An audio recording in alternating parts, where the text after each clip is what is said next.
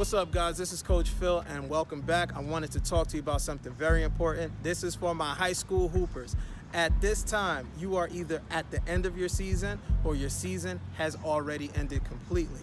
And what I want you to understand is that between now and next season, between now and November, when tryouts starts again, you have a major opportunity to use these 8 months to completely transform your game. Whether you need to make little tweaks to things that you already do good, but you just need to make them better, or you need to make complete improvements, so it's like starting from scratch. You have 8 months, and that's a great opportunity to change who you are as a hooper. Now, the issue is, we've always been telling you, people like me, there's other accounts that you follow, people have been telling you, oh, you got to get in your skill work, you got to do your shooting, you got to do your conditioning, you got to make sure that you keep playing, blah, blah, blah, adding all these things. But it's kind of like, how do you put all of that together? The best thing to do, as I've always said, is to consider your approach to training. What are you trying to do?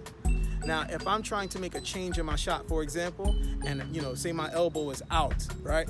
And I'm just trying to learn how to relax it so that it comes down on its own. Keep that thing tucked in, right?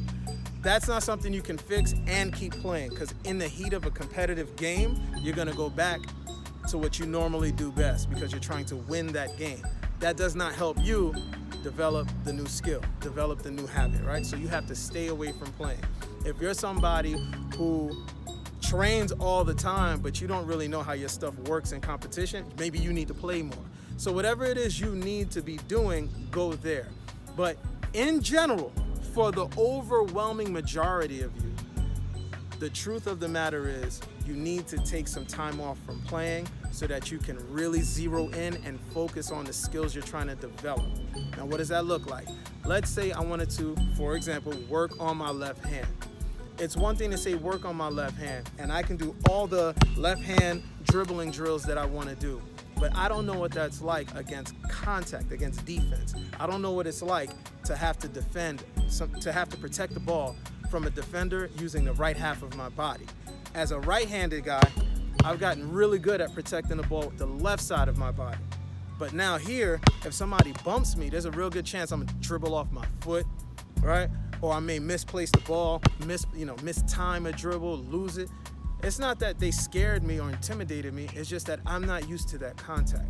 So I can do all the left hand ball handling drills, I can do all of the movements, but what is it like when I get this person on me, right? So at training, do the drills, but have a partner with you, somebody who can train you on what it's like to have that contact. Play against other people at pickup, right? See what people who have different arm lengths, people who have different strengths, people who have different speeds and quickness.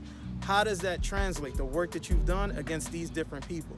So that way, when you get back to your organized competition, you have a real good sample rate. You have not just the drills you've done, but all the people you've sparred, just like boxing, to where when you see somebody, it's someone you've already seen. It's just a different person. Oh, I know what it's like to dribble against somebody who has arms this long. I know what it's like to take that contact from this person who's stronger than me and still keep my balance.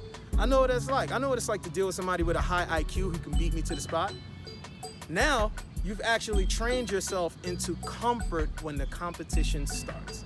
So oftentimes, you guys need to play on an AAU team, a club team of some sort, where you might play every other weekend, because that'll give you the competition fix that we all need to make sure that our stuff is working. We need battlegrounds, we need to test this stuff, right?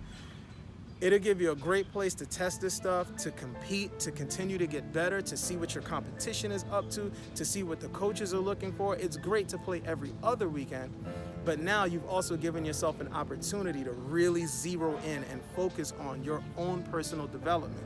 So come March, April, May, June, July, August, September, October, 8 months. You can spend all that time, whether you're in school, out of school, you can spend all of this time really locking in on what you need to make changes on. And if you have a general rule that, hey, what I want to learn takes 1 month at a time. Learning how to dribble the ball with your left hand and taking contact, you're not going to be Kyrie Irving in a month. But you can go from 0 to respectable in 1 month. If you say, hey, I want to make this one little tweak to my jump shot, that can be done in 1 month. You can make all of these changes 1 month at a time. And if you made 8 improvements between now and November, you don't think your coaches, your teammates, your competition is gonna look at you differently? The issue is most of us don't take these 8 months seriously enough, and therefore it just passes us right on by. And we come back next year as a stronger, quicker, older version of who we were last year. So now coach is just gonna keep you in that same box. But now you made varsity, but you're still just a 3-and-D guy when you said that you wanted to contribute more to scoring. You're gonna be locked in that same role, just at a higher speed from JV to varsity, or maybe from off the bench to a starter. You're still locked in that box because you haven't made those changes. So if you can divide these 8 months up and say, this is what I'm doing in this month, this is what I want from this month, this is what I want from this month, you'll come to find out that you were able to stack 8 whole skills by the time they see you next November. And I don't know anybody who can make 8 improvements and not get any love, even from coaches that don't like them. Because sometimes, as y'all know, coach-player relationships aren't the best, but coaches want to win, and they will put that aside 99% of the time. Gotta leave room for 1%. They will put that away 99% of the time for the sake of winning. So if you make that much improvements, you make that much progress, people are gonna notice and you're gonna get the respect that you wanted. This is Coach Phil. Appreciate you spending the time. Share this with somebody you know, because you know somebody who needs this. Holla at you next time. Be good.